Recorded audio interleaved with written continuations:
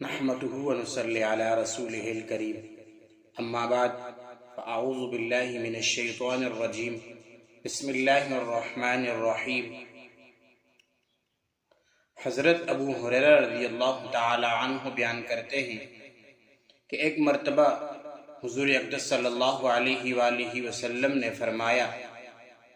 کہ کیا تم جانتے ہو کہ مفلس کون ہے؟ صحابہ کرام نے عرض کیا کہ اللہ کے رسول، ہم تو مفلس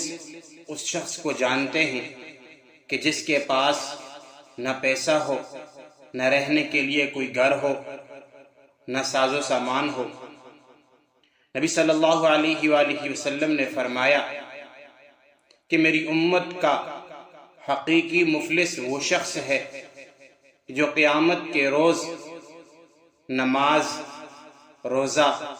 زکوٰۃ، غرض طرح طرح کی مقبول عبادتیں اس کے پاس ہوں گی، مگر اس حالت میں کہ کسی کو اس نے گالی دی ہوگی، کسی کی تہمت اور کسی کا ناحق مال کھا لیا ہوگا، اور ناحق کسی کا خون اس نے کیا ہوگا، اور بغیر استحقاق یا زیادہ از استحقاق کسی کو مارا ہوگا۔ مطلب یہ کہ حقیقی مفلس وہ شخص ہے جس نے عبادات بھی بہت کی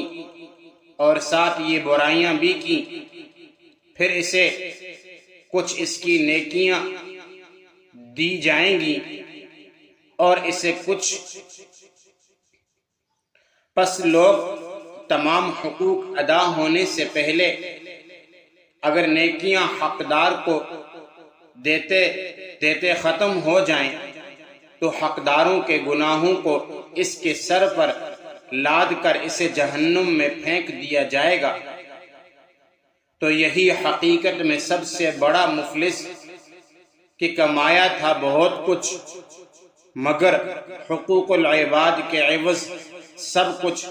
حقداروں کو دے کر جہنم کو اپنا مسکن اس نے بنا لیا۔ تو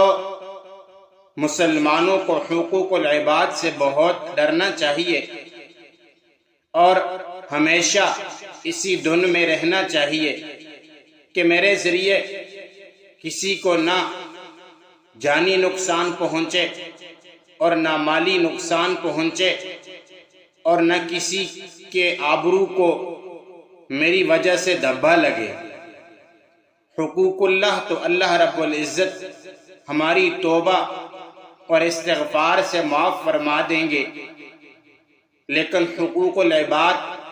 جو بندوں کے حقوق ہیں وہ جب تک بندے معاف نہیں کریں گے تو اللہ رب العزت کی ذات کبھی بھی معاف نہیں کرے گی۔ آج ہم مسلمان حقوق العباد میں بہت کوتاہیاں کرتے ہیں اور ہم اس سے بہت زیادہ لاپرواہ ہیں۔ ہمیں حقوق العباد کے بارے میں ہر وقت فکر مند رہنا چاہیے اور ڈرنا بھی چاہیے، اور مرنے سے پہلے جس کے ذمے ہمارے حقوق العباد ہیں یا تو ہم ان کو ادا کریں، اگر ہم ادا کرنے کی طاقت نہیں رکھتے تو پھر ہم اس شخص سے حقوق العباد کو معاف کروائیں، پھر ہم اللہ رب العزت سے معافی مانگیں،